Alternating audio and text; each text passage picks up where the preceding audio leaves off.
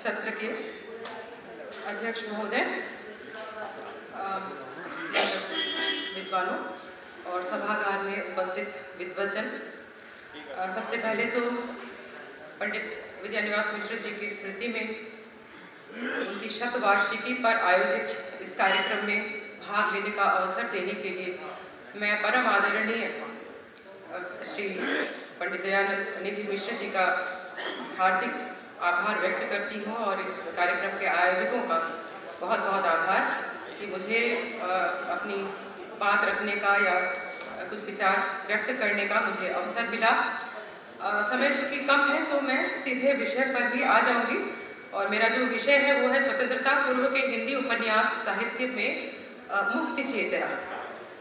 हिंदी उपन्यासों की कथा भूमि पर विचार करते समय सबसे पहले जो बात हमारा ध्यान आकर्षित करती है वो है नव जागरणकालीन परिस्थितियाँ जिन्होंने इस युग का निर्माण किया। वास्तव में इस युग को गद्य काल कहना इसलिए उपयुक्त प्रतीत होता है क्योंकि हिंदी साहित्य का कायाकल्प या कायांतरण गद्य साहित्य के रूप में इसी काल में हुआ। भारतीय उपन्यास का उदय भी इसी औपनिवेशिक युग में हुआ। विदेशी शासन के युग की राजनीतिक आर्थिक पराधीनता से उपजी परिस्थितियां जो 1757 में पलासी की लड़ाई से शुरू होकर के 1857 के प्रथम स्वतंत्रता संग्राम से होती हुई 1885 में कांग्रेस की स्थापना और फिर स्वतंत्रता संग्राम के विविध चरणों को पार करती हुई आगे बढ़ी। इन आरंभिक उपन्यासों में उनकी छाया दिखाई देती है। इन आरंभिक उपन्यासों में राष्ट्रीय आंदोलन कहीं प्रत्यक्ष और कहीं परोक्ष रूप में दृष्टिगत होता है। परोक्ष इसलिए कि जो लेखक होते थे उनको भांति भांति से प्रताड़ित किए जाने, उनकी रचनाओं के जब्त होने के उदाहरण मिलते हैं। साथ ही साहित्य के माध्यम से समाज में नई चेतना, नया जागरण लाने का प्रयास देखने को मिलता है। यह उस मानसिकता के निर्माण की तैयारी थी जिसने स्वतंत्रता को दशकों बाद जन्म दिया। स्वतंत्रता की चेतना में वस्तुतः वह समाज सुधार या सामाजिक चेतना ही है, वह स्वतंत्रता बोध है, क्योंकि स्वतंत्रता की पृष्ठभूमि लंबे समय से तैयार हो रही थी। भारतेंदु से शुरू करके इस आरंभिक युग के साहित्यकारों का महत्व इसीलिए है कि उन्होंने युग की इस चेतना को गहराई से पहचाना और साहित्य के माध्यम से समाज को सुधारने का प्रयास किया। यदि हिंदी के आरंभिक उपन्यासों की बात करें तो ये तथ्य हम सभी जानते हैं कि इसका सीधा संबंध बंगाल के कथा साहित्य से रहा। दूसरे क्षेत्रों में भी उपन्यास साहित्य की रचना शुरू हो चुकी थी, लेकिन शायद जितना अधिक प्रभाव बंगाल के कथा साहित्य का पड़ा उतना दूसरे उसकी तुलना में जो दूसरे साहित्य हैं उनका प्रभाव उस समय कम पड़ा। और ऐसा कहा जा सकता है कि बंगाल के कथा साहित्य की समृद्धि उस युग में पूरे देश के कथा साहित्य में सर्वाधिक नहीं तो सर्वाधिक में से अवश्य थी। इस संबंध में अगर विस्तार से कहें तो हमारे सामने बंकिम चंद्र के पूर्व के आरंभिक बंगला उपन्यास साहित्य से लेकर शरद चंद्र तक के या उनके बाद के तमाम उपन्यासकारों और उनकी रचनाओं के उदाहरण हैं। जिन रचनाओं के केंद्र में समाज सुधार था, स्त्री स्वतंत्रता थी, सामाजिक विकृतियों से, पाखंड से, अंधविश्वासों से, जाति बंधनों से मुक्ति की चेतना थी, राष्ट्रीयता थी। राष्ट्रीयता और समाज सुधार बंगाल की चेतना का केंद्र बिंदु बना, जिसके पृष्ठभूमि में वहाँ के समाज सुधार आंदोलन थे जो इसके काफी पहले शुरू हो चुके थे। हिंदी साहित्य में बंगाल के इस अवदान को हमेशा से थोड़ा नज़रअंदाज जैसा किया जाता रहा है या कहा जाए तो थोड़ा कम करके आंका जाता है। ये एक प्रवृत्ति रही है क्योंकि संभवतः बंगाल के आरंभिक साहित्य को उतना श्रेय या उस प्रकार का श्रेय हम नहीं देना चाहते। आरंभिक हिंदी उपन्यासों की यह जो संरचना विकसित हुई, उसका जो स्ट्रक्चर डेवलप हुआ, वो कैसे विकसित हुई या कहाँ से आया। भाव, भाषा, प्लॉट सभी स्तरों पर बंगाल के उपन्यासों का प्रभाव हमें देखने को मिलता है, जिसे आचार्य रामचंद्र शुक्ल जी ने बंगाल के अंग्रेजी ढंग के उपन्यास कहा है।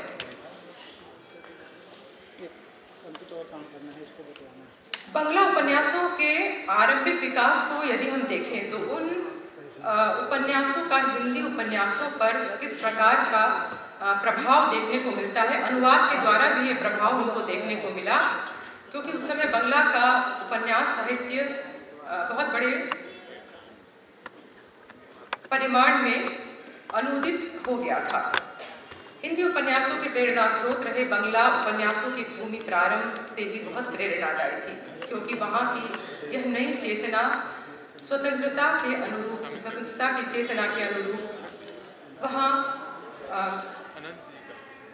1970 से पहले कई उपन्यास प्रकाशित हो चुके थे जिनको बहुत लोकप्रियता मिल चुकी थी, जिनमें भवानी चरण बंदोपाध्याय का नव बाबू विलास और प्यारी चंद्र मित्रा जिन्होंने टेक चंद्र ठाकुर के छद्म नाम से लिखा, जो कि हेनरी विवियन डिरोजियो जो यंग बंगाल मूवमेंट था उस समय का, उससे वो संबंधित थे, बंगाल के नवजागरण में जिसकी प्रमुख भूमिका थी, जिनका ये उपन्यास आलालेर भौरेर दुला जो कि 1857 में प्रकाशित हुआ, ये बहुत लोकप्रिय हो गया था उस समय। और इसमें हमको 19वीं शताब्दी के बंगाल के सामाजिक जीवन की झलक देखने को मिलती है। लेकिन बंगला उपन्यास का पूर्ण एवं मौलिक विकास बंकिम चंद्र के हाथों हुआ। हम जानते हैं उपन्यास साहित्य को की अगर बात की जाए या कथा साहित्य की बात की जाए तो बंगाल का जो कथा साहित्य उसमें 3 प्रमुख जो युग हैं, बंकिम युग, रविंद्र युग और शरद युग।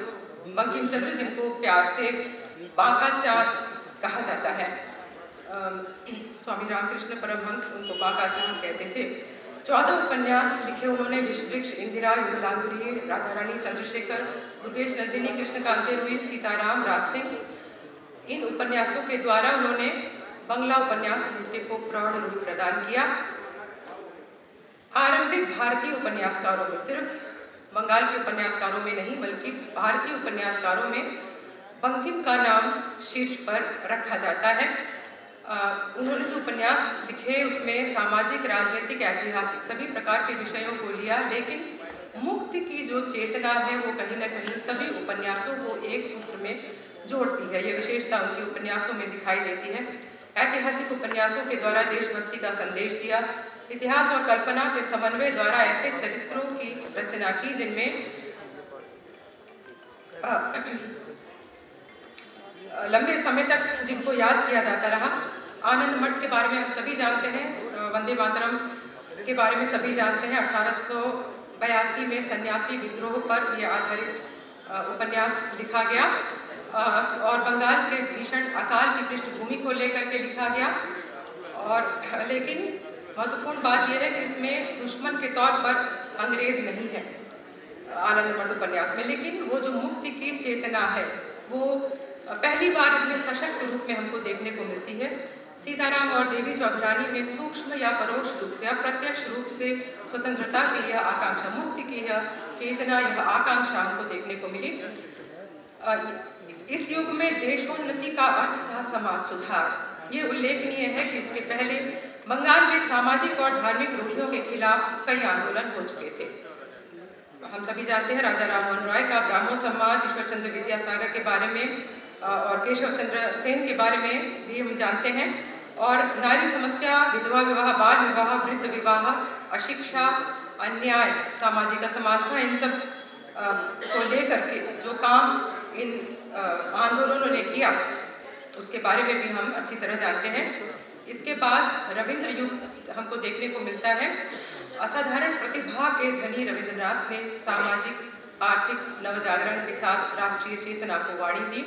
गोरा इसका ज्वलंत उदाहरण है। इस उपन्यास के माध्यम से कई सामाजिक, नैतिक, धार्मिक और राजनीतिक प्रश्नों पर विचार किया गया है। गोरा की दुविधा, उसका आत्ममंथन, उसका आत्मसंघर्ष, उसका द्वंद्व वास्तव में उस युग की पीड़ा है, उस युग की दुविधा है, उस युग का आत्मसंघर्ष है। और इसको रविंद्रनाथ ने एक बहुत बड़े पैनोरमा, बहुत बड़े फलक के माध्यम से इसको अभिव्यक्त किया है। समाज के परिवर्तित होते हुए स्वरूप के साथ पराधीन राष्ट्र की बेचैनी और पूरे राष्ट्र में छिड़े महासंघर्ष का परिचय इस उपन्यास में हमको मिलता है। घरे बाहरे 1916 में लिखा गया उपन्यास, इसमें स्वदेशी आंदोलन के विविध जो चरण है वो देखने को मिलते हैं। नायक मिथिलेश के माध्यम से 4 अध्याय इसके बाद आया, जिसमें रविंद्रनाथ का एक प्रकार का अंतर संघर्ष देखने को मिलता है, क्योंकि असहयोग आंदोलन के बाद में जो क्रांतिकारी आंदोलन चला था बंगाल में, उसको लेकर के ये लिखा गया है। चोखेर बाली एक अलग तरह का उपन्यास है, जिसमें विधवा स्त्री की पीड़ा को बहुत सशक्त रूप में व्यक्त किया है उन्होंने।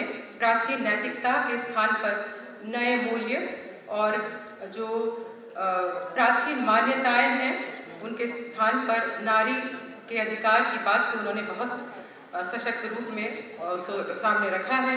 इस दृष्टि से कहा जाए तो युगांतकारी उपन्यास है।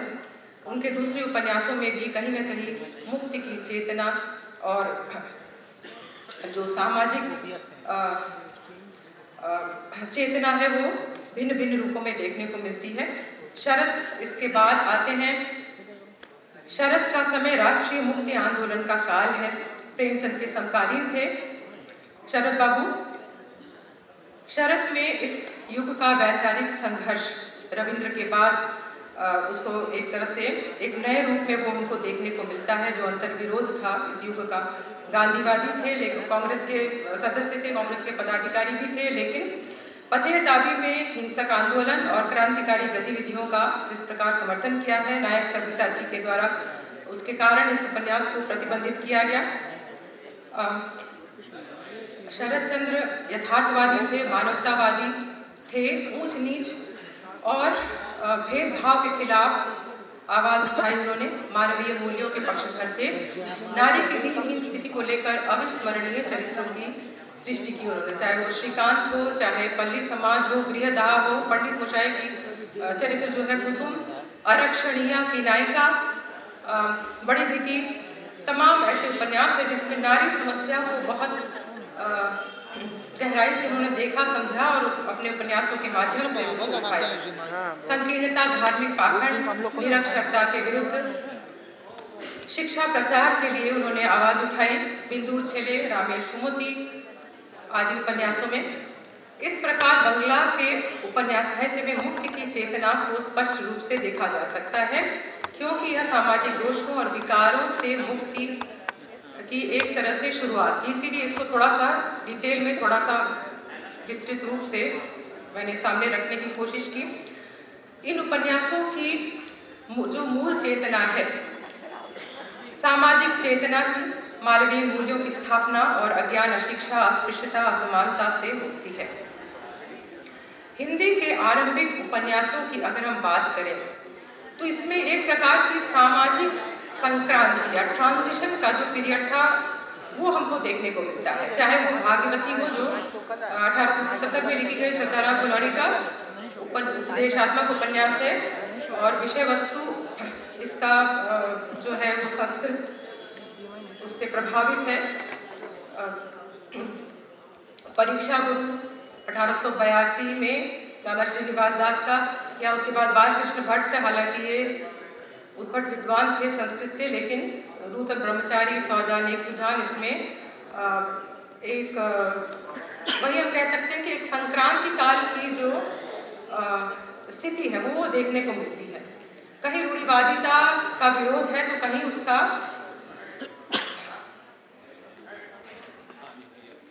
उसका प्रचार या उसका समर्थन भी देखने को मिलता है कहीं कहीं। तो ये एक सामाजिक संक्रांति की स्थिति ज़्यादा देखने को मिलती है। अनुदित उपन्यासों में भारतेंदु हरिश्चंद्र के द्वारा जो उपन्यास अनुदित किए गए उनको हम ले सकते हैं।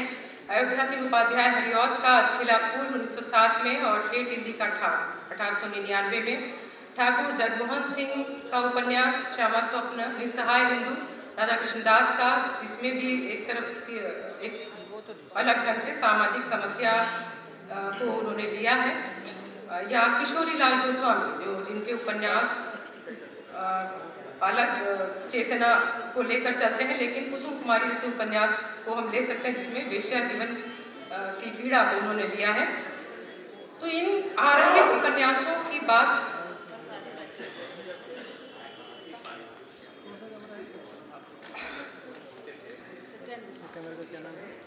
समय समाप्त होने की या उसको संक्षिप्त करने की बात है।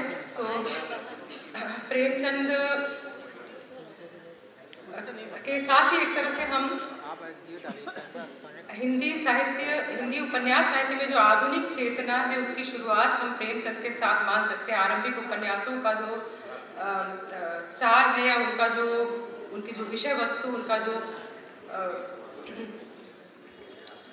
रूप है, वो हम कह सकते हैं कि संक्रांति युग की स्थिति उसमें हम देख सकते हैं। प्रेमचंद इस युग के पहले उपन्यासकार थे। हम कह सकते हैं कि जिन्होंने भारतीय जनजीवन की समस्याओं को गहराई से समझा। तत्कालीन समाज में जो कुरीतियाँ, अंधविश्वास, वैमनस्य, अंतर्विरोध, पाखंड, अन्याय, बाह्याडंबर, झूठी मान मर्यादा, शोषण, इन सबका और विविध राजनीतिक, आर्थिक और सामाजिक परिस्थितियों का जीवंत दस्तावेज है, वो उनके उपन्यासों में हमको देखने को मिलता है। चाहे सेवा सदन हो, प्रेमाश्रम हो, रंगभूमि, निर्मला, गबन, कर्मभूमि, जितने उनके उपन्यास हैं उनको मुझे लगता है कि समय की सीमा को देखते हुए मुझे इसको समेट लेना चाहिए। और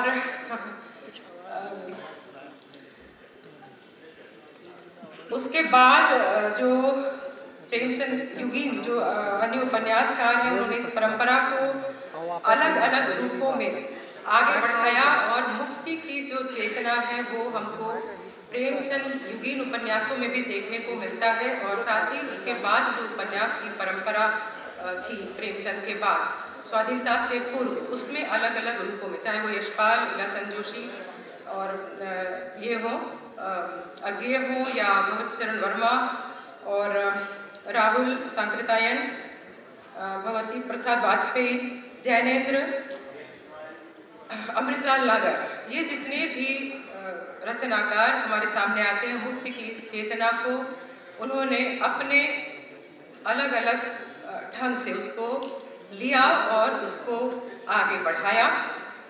इस कार्यक्रम के आयोजकों के प्रति एक बार फिर हार्दिक धन्यवाद, हार्दिक आभार कि मुझे यहाँ पर अपने विचार व्यक्त करने का अवसर मिला। आप सबका बहुत बहुत धन्यवाद।